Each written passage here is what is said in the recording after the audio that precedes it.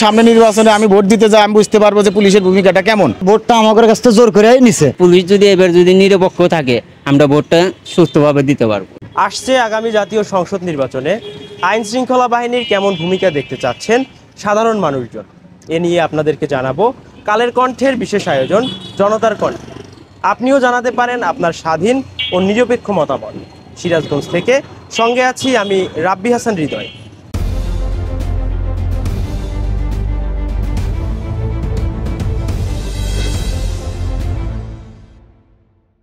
দীর্ঘ 15 বছরে যে আমরা ভোট কেন্দ্রে গেছি, ভোট কেন্দ্রের যে ইগুনা ছিল, যারা ওই বড় বড় কর্মকর্তারা ছিল, ভোট এজেন্টগুনা, ওরা ভোটটা আমাদের কাছ থেকে জোর করে নিছে।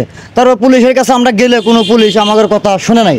তো সামনে যে নির্বাচনটা আসতেছে, সামনে নির্বাচনের ভিতরে আমরা ভোট দিবার যাতে গেলে যদি কোনো বাধা সৃষ্টি বলে, পুলিশ যাতে নিরপেক্ষ কাজ করে, যাতে আমরা ভোটটা দিতে পারি। যে ভোটটা যে দিতে গেছি, পুলিশের মতো দাঁড়ায় থাকছে, তারা যে এজেন্ডা থাকছে, এখন যে দলেরই হোক, মনে করেন যে তারা ভোটটা জোর করে নিয়ে নিছে। আর পুলিশ যদি এবার যদি নিরপেক্ষ থাকে আমরা ভোটটা সুস্থভাবে দিতে পারবো। বসুন্ধরা টিস্যু, অশুদ্ধতার বিরুদ্ধে এক বিন্দুও ছাড় নয়। আমার কথা হচ্ছে যে হ্যাঁ, পুলিশের প্রশাসনের ভূমিকা তখন যদি ওই রকম সিস্টেম থাকতো, তাহলে আমি আমার ভোট দিতে যাই, আমি ভোট দিতে পারতাম, যদি পুলিশ যদি সেই ভূমিকাটা পালন করতো, যে হ্যাঁ নাগরিক নিঃস্বার্থ স্বতঃস্ফূর্তভাবে একটা আনন্দ মুহূর্ত এসে ভোট দেবে, এটা একটা ঈদের মধ্যে একটা খুশির একটা বিষয়। কিন্তু আমি সেই সুযোগটা আমার হয় নাই। আমার বিগত সরকারে আমি যখন ভোটার হয়েছি, আমি 14তে ভোট দিতে গেছি, সেখানেও পারি নাই। 18তে ভোট দিতে গেছি, আমি সেটাও পারি নাই। 24ও দিতে পারি নাই। তো এখন সামনে নির্বাচনে আমি ভোট দিতে যাই, আমি বুঝতে পারবো যে পুলিশের ভূমিকাটা কেমন। সেটার হয়তো আপনাদের জবাবটা আমি ভোটের পরে আমি দেখতে পারবো যে পুলিশ কী ভূমিকাটা করছে, কিন্তু কারণ আমি বিগত 3 আমলে আমি ভোট দিতে পারি নাই।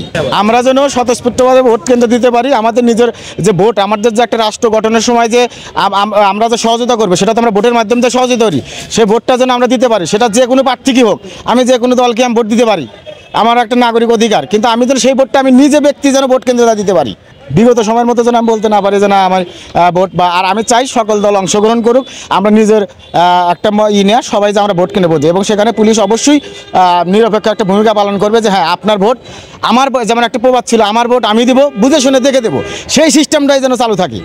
আমরা চাই পুলিশে যাতে নিরপেক্ষভাবে ভূমিকা পালন করে, আমরা সুস্থভাবে নির্বাচন ভোট দিতে পারি।